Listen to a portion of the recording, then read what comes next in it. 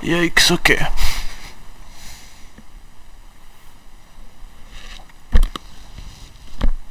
It's okay, no one's gonna watch this. Let's go. Hey, what's up, guys? Hey, what's up, guys? Hey, what's up, guys? It's your boy Waffle Sauce here. It's your boy Waffle Sauce here, better known as guys. It's your boy Waffle Sauce here, better known as Syrup. Waffle Sauce here, better known as Syrup. Today we're gonna be talking. Today we're gonna be talking about the way your room is set up. We're gonna talk about the way your room is set up and what it says about you. Now there are three main categories when it comes to the way your room is set up. There's messy people, normal people, and clean people. The first person we're going to talk about is the messy person. Now the worst of the messy people are people we call hoarders. Hoarders are like the messiest of the mess. Like these people, they can't let anything go. They're 47 years old, they still have feelings for their high school sweetheart, and they bury it under 7 years of newspaper next to their dead cat. Next is the normal messy person. And this person, like their room, their life is usually a mess. Now if you think about it, most kids are messy. Kids don't have their life together. Like kids don't have any responsibilities or anything, that's why they're kids. And that's why they're messy, because if they did have stuff to worry about, it'd just be a mess. Now to explain like how these people work, how they operate and all that, we need to look into the science of what a mess actually is. Like we need to look into the molecular structure of a mess.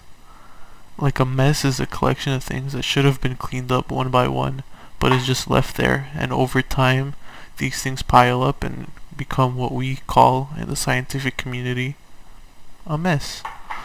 Like if you have like one thing wrong, it's not a mess, it's just a little bit of laundry. Now like let me demonstrate what a mess is. Let me give you a visual. I'm gonna use my bed as a visual to make this clear. Now imagine a bed is like your apartment or your house. Now there's a towel on it, but would you call my bed a mess? No, it just has a towel on it.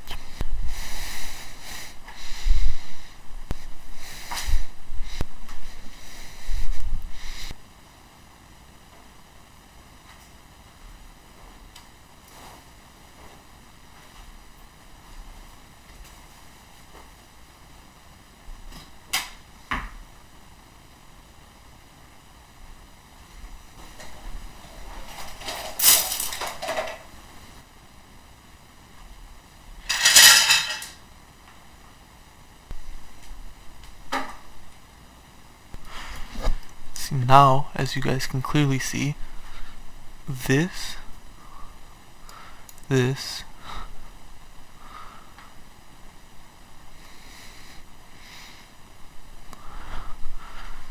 a mess. Like some people are just like outright messy. They go out, their hair is messy, their purse is messy, or their bag is messy. There's no hiding the mess, it's just like it's a part of them, and they're just like, yeah, I'm just a mess. They don't make attempts to hide it or anything. Like you walk into their house and their kitchen a mess. Like every room is kind of like a mess. Just all around mess, you know? Now, there's nothing wrong with this, they're just messy people, and at least they're honest about it. But then there are some people that do not under any circumstance show their mess to other people.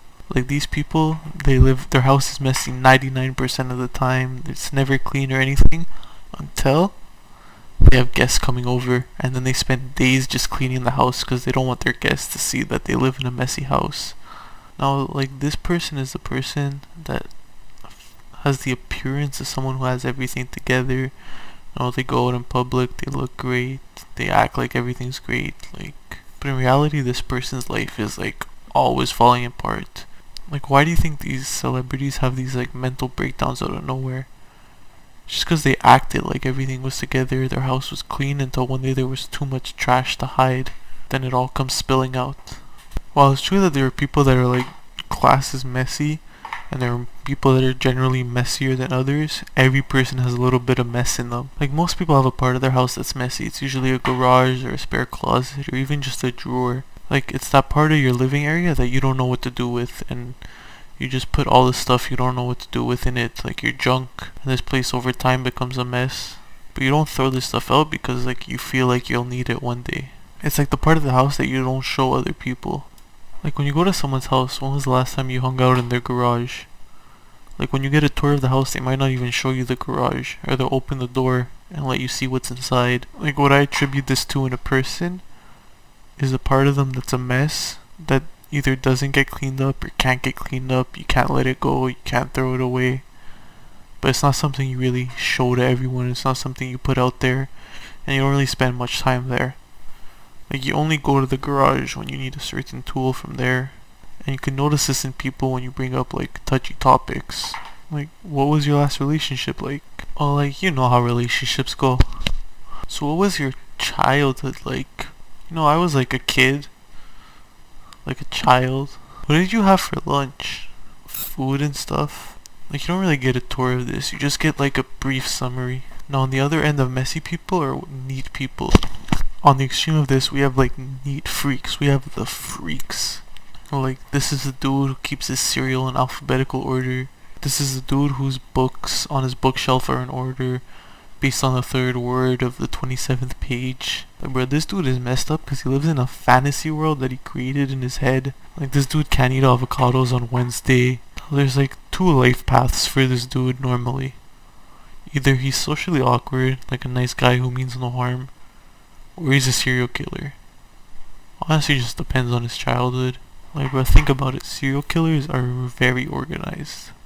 They're probably some of the neatest people you know. Now, to the less extreme are just people that are super anal. Like, super clean, super neat. Like, there's no weird rules, but everything just has to be in place and clean all the time. Like, these people are pretty particular, but they're also just like a little bit fucking uptight. Like, these people like never let things get messy. Sometimes a mess is a little fun. Imagine if your life was never messy, like if your life never fell apart. Like, the best stories you have probably come from something that was a horrible mess that didn't work out at all like you thought it would. And that can't happen if you try to be super clean and organized all the time and you try to control where everything's supposed to be. Now, if you're like me, or you're like most people, you fall in the middle. Like, you probably lean more to one side or the other.